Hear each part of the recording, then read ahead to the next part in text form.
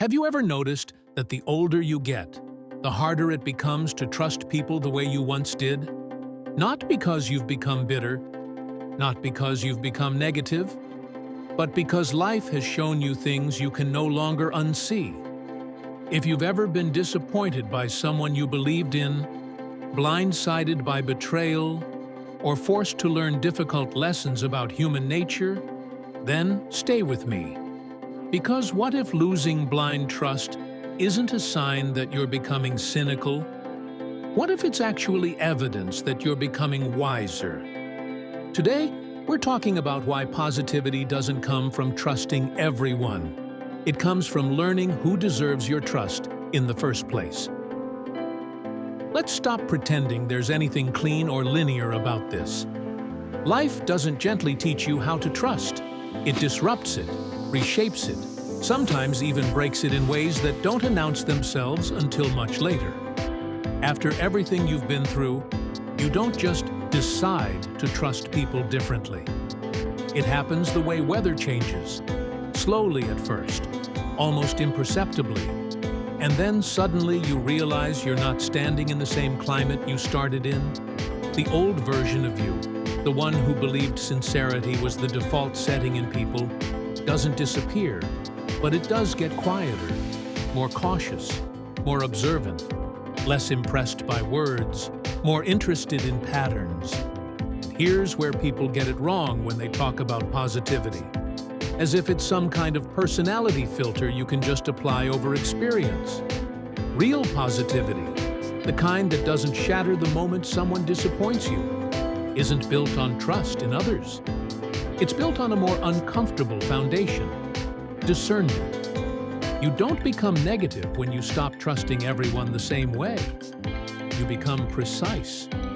You start noticing the difference between consistency and performance, between presence and convenience, between someone who shows up and someone who only appears when it benefits them.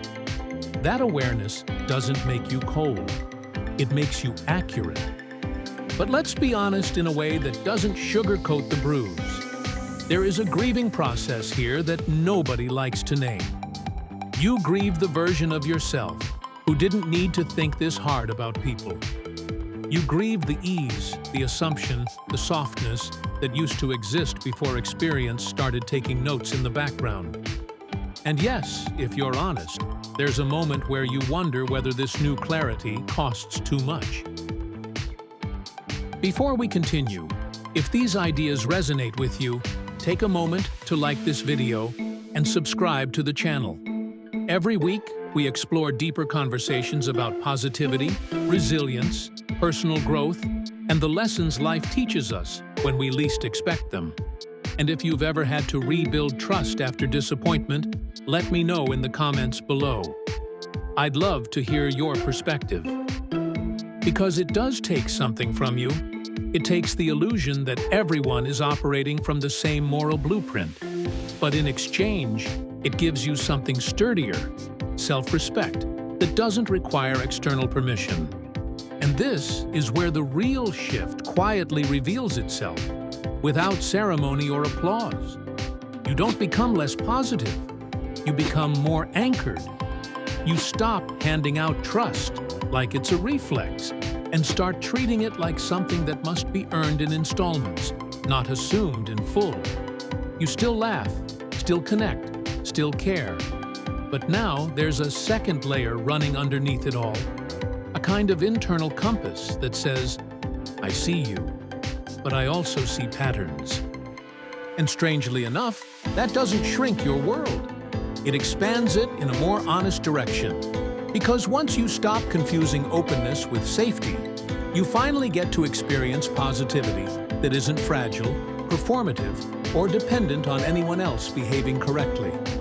It just exists, steady, alert, and unmistakably yours. If today's message spoke to you, remember this: wisdom is not the loss of innocence, it is the refinement of it. Life may teach you to trust differently, but it doesn't have to teach you to love less, care less, or hope less. Thank you for spending these moments with me. If you enjoyed this video, please give it a thumbs up, subscribe to the channel, and share it with someone who may need this reminder today. And before you go, I'd love to hear from you in the comments. What life experience taught you the most about trust? Until next time, keep growing, keep learning, keep believing in the good that still exists in the world. And most importantly, keep finding the positivity that no one can take away from you. Take care, and I'll see you in the next video.